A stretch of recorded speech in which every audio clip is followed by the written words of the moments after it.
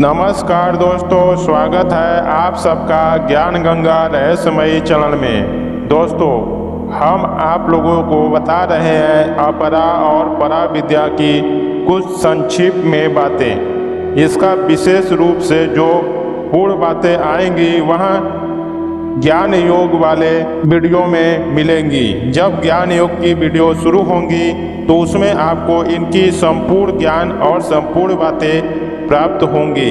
इसलिए अभी संक्षिप्त में बताया जा रहा है, ग्रंथों को निचोड़ करके बताया है कि इस धरती पर समझने का कोशिश कोई भी नहीं किया कि सत्य क्या है। तो आज निवेदन करते हैं दोस्तों, ज़्यादा से ज़्यादा वीडियो को शेयर करें और चैनल को सब्सक्राइब करें, बेल आइकन पर प्रेस करें, लाइक जरूर करें। आगे बढ़ते हैं। जो नेक्स्ट आगे की श्लोक है, कठोपनिषद 1-2-8 की व्याख्या बताई गई है। जब अंधे मनुष्य का मार्ग दिखलाने वाला भी अंधा मिल जाता है, तब जैसे वह अपने अभीष्ट स्थान पर नहीं पहुंच पाता, बीच में ही ठहर जाता है, खाता पीता भोगता रहता है, वैसे ही उन मूर्खों को भी पशु पक्षी कीट पतंग आदि विविक दुखों के पूर्व योनियों में भुगतना पड़ता है। नरक यातनाओं में प्रवेश करने, अनंत जन्म मृत्यु, अनंत यातनाओं और यंत्रों के भोग कारण पड़ता है। हाँ दोस्तों, जो संत महात्मा ऋषि महर्षि धरती पर हैं वह तो अंधे बहरे हैं ही।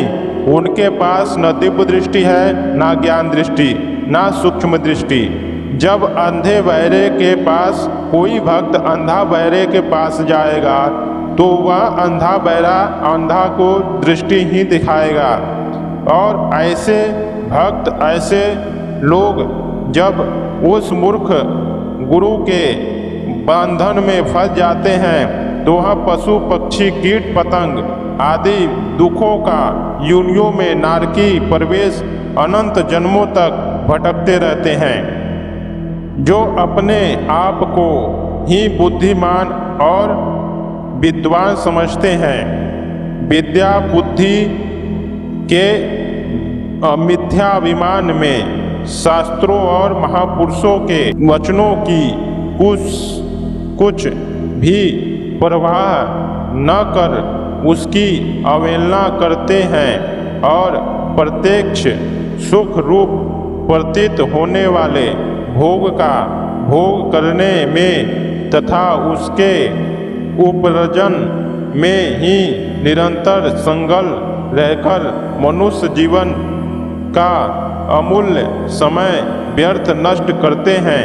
ऐसे मनुष्य सिर्फ 84 लाख जन्मों में भटकता रहता है, उसे मुक्ति नहीं मिलती। वह 84 लाख योनियों में जाकर नरक यातनाओं को झेलता रहता है।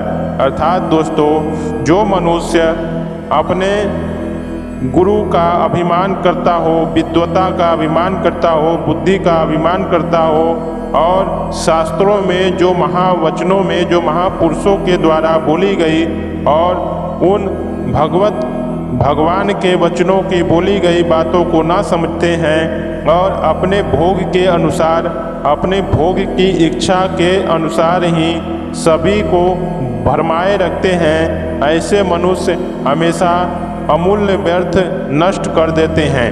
अगला श्लोक है दोस्तों 1-2-5-1-2-8 का अंतिम मतलब उसका बिल्कुल निचोड़।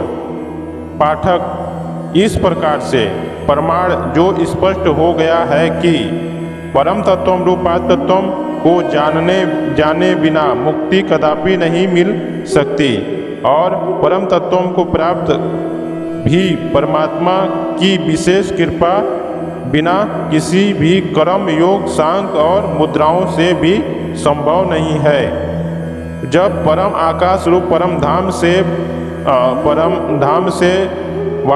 परम धाम से अपना रूप धारण कर भूमंडल पर अवतरित होकर किसी शरीर को धारण कर तत्वज्ञान द्वारा भगवान अपने आप को जनाएगा, दिखाएगा और वास्तव में उसके अस्तित्व को जनाते दिखाते हुए जब मोक्ष की प्राप्ति तक ले जाएगा और उसे अपने देवत्व और ईश्वरत्व को मनुष्य को प्राप्त कर अपने जीवन को धन्य धन्य बनाएगा, तभी वह उस योनि को जन्म मृत्यु आवागमन से मुक्त होकर भगवान के लोक या वैकुंठ धाम पधार सकता है।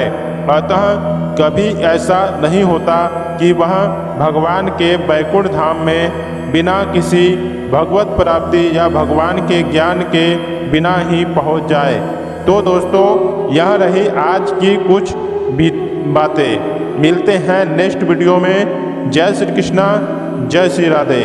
मेरे चैनल में नए हैं, चैनल को सब्सक्राइब करें, बेल आइकन ऑल पर प्रेस करें। और हाँ दोस्तों, अगर कोई बात है, कुछ भी पूछना है तो कमेंट बॉक्स में ज़रूर बताएं।